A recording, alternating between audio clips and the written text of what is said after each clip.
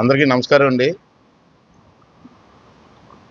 ఈరోజు ఉదయం నేను విశాఖపట్నం రావడం జరిగింది. అక్కడ నాకు తెలిసింది చలపతిరావు గారికి ఆరోగ్యం బాగోలేదని తెలిసి నేను చూడాలనే ఉద్దేశంతో ఇక్కడికి రావడం జరిగింది. ఎంచేతనంటే 1985 నుంచి అంటే నేను ముందుగా 83 నుంచి ఉన్నాను కానీ చలపతి గారు 85లో ఎమ్మెల్యే అయ్యారు. అప్పటి నుంచి కూడా ఇద్దరమే ఏ పని మీద వెళ్ళినా ఎక్కడికి వెళ్ళినా కలిసి వెళ్ళేవాళ్ళం, కలిసి ఉండేవాళ్ళమి. అతను ఒక కుటుంబ సభ్యుల్లాగా అయిపోయాం మేము. ఆ అభిమానం ఎప్పుడూ ఉంది. అంచేత ఒకసారి కనపడి పరామర్శించి వెళ్ళాలని రావడం జరిగింది. ఇకపోతే ఈ స్పీకర్ పదవి చంద్రబాబు నాయుడు గారు నియమించిన సంగతి మీ అందరికీ తెలుసు. మీ అందరికీ తెలిసిన విషయం కొత్తగా చెప్పలేదు. నా బాడీ లాంగ్వేజ్కి ఆ కుర్చీ లాంగ్వేజ్కి సరిపోదు. కానీ చంద్రబాబు గారు ఒక నమ్మకంతో నాకు రాజ్యాంగం పరమైన పదవి నాకు ఇచ్చారు, ఒక గౌరవమైన పదవి ఇచ్చారు. అంచేత కొంచెం ఇబ్బంది అయినప్పటికీ కూడా చంద్రబాబు గారి నమ్మకాన్ని ఒమ్ము చేయకుండా ఒక పద్ధతి ప్రకారంగా రాజ్యాంగబద్ధంగా గౌరవంగా కుర్చీ గౌరవాన్ని నిలబెట్టే విధంగా నేను ప్రవర్తిస్తానని పనిచేస్తానని చెప్పి కూడా మీ ద్వారా ప్రజలందరికీ మనవి చేస్తున్నాను.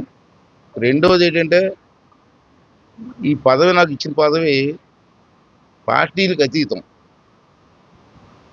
అయ్యన్నబోతుడు ఒక పార్టీకి సంబంధించిన వ్యక్తి కాదు. ఇప్పుడు అన్ని పార్టీలని కూడా సమంగా చూడాలి.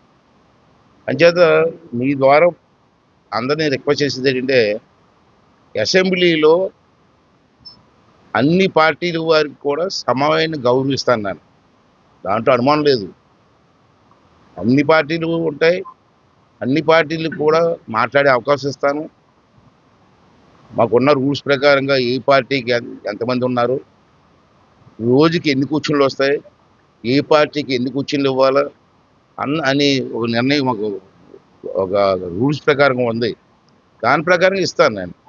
ఈ వైసీపీ వాళ్ళు కూడా రిక్వెస్ట్ చేస్తాను, మీరు అసెంబ్లీకి వచ్చి ప్రజలు మిమ్మల్ని గెలిపించారు, అన్ని పార్టీ వాళ్ళని గెలిపించారు. వైసీపీ నాయకుల్ని కోరి రిక్వెస్ట్ చేసేది ఏంటంటే మీరు అసెంబ్లీకి వచ్చి మాట్లాడతారు, ప్రజా సమస్యల మీద మాట్లాడతారని చెప్పి మీకు ఓట్లేసి గెలిపిస్తే మీరు అసెంబ్లీకి రాకపోవడం సమంజసం కాదు. రండి, అసెంబ్లీకి రండి, మీకు కూడా అవకాశం ఇస్తాను నేను. వచ్చి మీ సమస్యల్ని బయట మాట్లాడడం కాదు, అసెంబ్లీలో మాట్లాడండి. అక్కడ మంత్రులు ఉంటారు, ముఖ్యమంత్రులు ఉంటారు, అందరూ ఉంటారు. మీ మీ ప్రశ్నలకి వాళ్ళు సమాధానం చెప్తారు. అంతేగాని బయట మీరు అసెంబ్లీకి రాకుండా మేము అసెంబ్లీకి వెళ్ళాం. ఇప్పుడు అసెంబ్లీకి వెళ్ళకపోతే ఎమ్మెల్యేకి ఎందుకు ఓడిస్తారు మీరు? అసెంబ్లీకి రావాలా, అది రాజ్యాంగం, ధర్మం. అసెంబ్లీకి వచ్చి ప్రజల తాలూకు సమస్యలు ఉంటే అసెంబ్లీలో మాట్లాడండి. మీకు అవకాశం ఇచ్చే బాధ్యత నాది. మీకు అందరికీ ఎలా టైం ఇస్తానో మీకు టైం ఇస్తా. మీరు మాట్లాడండి. మీరు ఏ సబ్జెక్ట్ మాట్లాడినా దానికి సంబంధించిన మంత్రి మీకు రిప్లై ఇస్తాడు, ఆన్సర్ ఇస్తాడు. అంతేగాని మేము అసెంబ్లీకి రావాలని కూర్చుంటే రాజ్యాంగ పద్ధతి కాదు, ఒక ఎమ్మెల్యేగా చేయవలసిన ధర్మం కూడా కాదు. రండి, వచ్చి మీ సమస్యలు మాట్లాడవచ్చు, రాష్ట్రం సమస్యలు మాట్లాడవచ్చు, మీరు ఎన్నుకున్న ప్రజల తాలూకు సమస్యలు కూడా మాట్లాడడం కోసం నేను పార్టీలకు అతీతంగా మీకు కూడా గౌరవిస్తానని చెప్పి కూడా ఈ సందర్భంగా మనం చేస్తున్నాను. అంచేత నేను అసెంబ్లీ కొత్త అయినప్పటికీ కూడా అందరినీ ఆ రోజు మొదటే రిక్వెస్ట్ చేశాను, అందరూ సహకరించండి.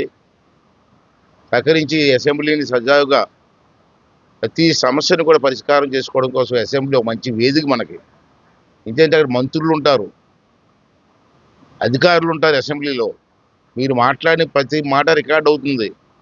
రికార్డ్ అయిన ప్రతి నోటు కూడా మంత్రులకు వెళ్తుంది, సెక్రటరీస్కి వెళ్తుంది. దాంట్లో కొన్ని సమస్యలు పరిష్కారం అవుతాయి. పరిష్కారం అయితే ప్రజా సమస్యలు కొన్ని పరిష్కారం అవడానికి మంచి మార్గం ఉంటుంది. అంటే ఎవరు కూడా అసెంబ్లీకి రాకుండా ఉండొద్దండి. అందరూ అన్ని పార్టీ వాళ్ళు రండి, అందరికీ కూడా నేను సమంగా అవకాశం ఇస్తాను, మాట్లాడే అవకాశం ఇస్తాను. చర్చించండి. మిమ్మల్ని నమ్ముకున్న ప్రజల సమస్యలు పరిష్కారం చేయడం కోసం మీరు ప్రయత్నం చేయండి అని చెప్పి అందరినీ మీ ద్వారా రిక్వెస్ట్ చేస్తున్నానండి.